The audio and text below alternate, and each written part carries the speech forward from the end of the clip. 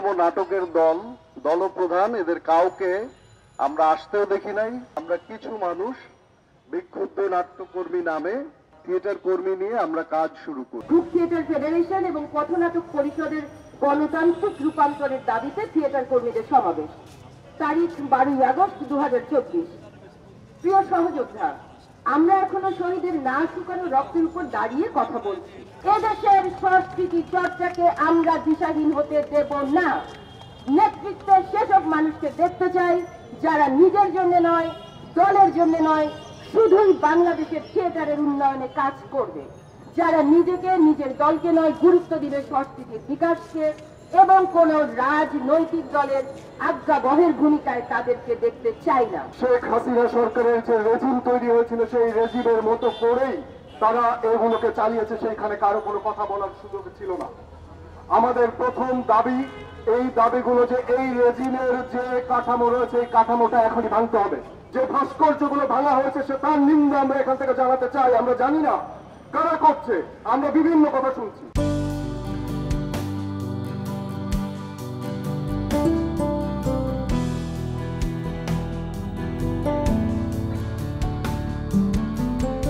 এর আগেও আমরা সাধারণ নাট্যকর্মীর ব্যানারে ওনার বিরুদ্ধে সমস্ত থিয়েটার কর্মীরা একজোট হয়েছিলাম এবং তার কাছে আমরা আমাদের লিখিত আবেদন জানিয়েছিলাম যে আপনার একই সাথে শিল্পকলার ডিজি এবং গ্রুপ থিয়েটার ফেডারেশনের যে পথটা আপনি আঁকড়ে ধরে বসে আছেন সেটা সাংঘর্ষিক।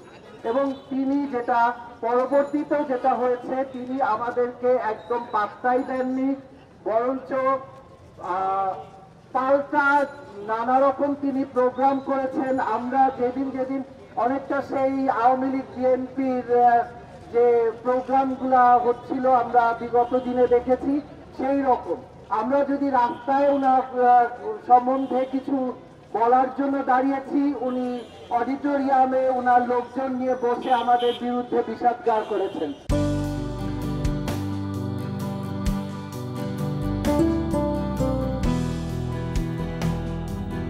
যে কোনো অন্যায়ের বিরুদ্ধে যখনই আমরা ক্ষুব্ধ হব, আমরা তারাই এই ব্যানারের মধ্যে আছি, কিন্তু আমরা তখনই বিক্ষুব্ধ থিয়েটার কর্মী হয়ে যাচ্ছি।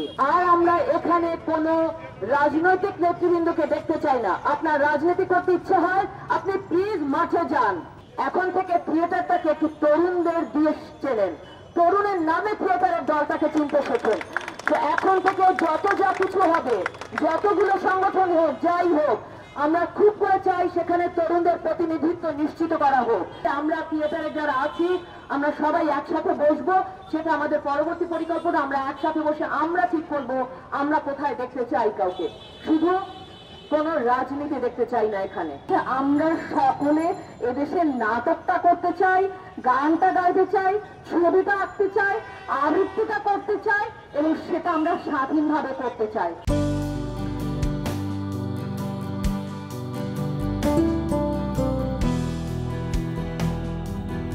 উনি একটা দুর্বৃত্ত মানুষ, উনি হচ্ছেন শিল্পের অসাধু মানুষ, উনি হচ্ছেন এই শিল্প, বাংলাদেশের থিয়েটার, এটাকে একেবারে ধ্বংসের জায়গায় নিয়ে গেছেন। কোন রকম থিয়েটার যেই হারে যেইভাবে হওয়া উচিত ছিল কোনো কিছুই উনি করেননি। যারা আমাদের অগ্রজ, যাদেরকে দেখে আমরা থিয়েটার শিখেছি, করেছি, তারাই কাজটা করেছে। বাংলাদেশের ছাত্রদের সাথে